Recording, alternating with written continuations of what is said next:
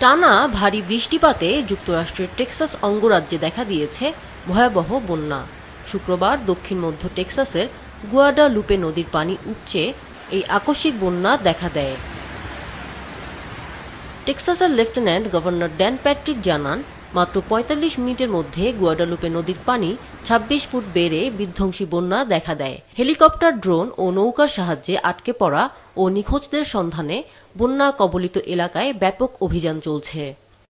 ওই নদী তীরের কাছে একটি গ্রীষ্মকালীন মেয়েদের ক্যাম্পে ৭৫০র বেশি শিশু ছিল। শুক্রবার রাত পর্যন্ত জরুরি বিভাগের কর্মীরা ২৩৭ জনকে উদ্ধার করেছেন।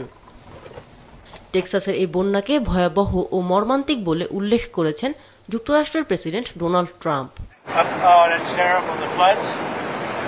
It's shocking. They don't know the answer yet as to how many people, but it looks like some young people have died. We're working with the governor. It's a terrible thing. বন্যায় ওই অঞ্চলে টেলিযোগাযোগ অবকাঠামোর ক্ষতি হওয়ায় লোকজনের সাথে যোগাযোগ কঠিন হয়ে পড়েছে বলে জানিয়েছে কর্তৃপক্ষ। টেক্সাসের মধ্যাঞ্চলের অনেক সড়ক বর্তমানে চলাচলের অনুপযোগী হয়ে পড়েছে। টেক্সাস প্রশাসন পরিস্থিতিকে প্রাণঘাতী ও অত্যন্ত বিপজ্জনক জানিয়ে বাসিন্দাদের উঁচু জায়গায় আশ্রয় নিতে বলেছে। অঙ্গরাজ্যটির বেশ কয়েকটি কাউন্টিতে ঘোষণা করা হয়েছে জরুরি অবস্থা। আমিনা লুসি, মাছরাঙা নিউজ ডেস্ক।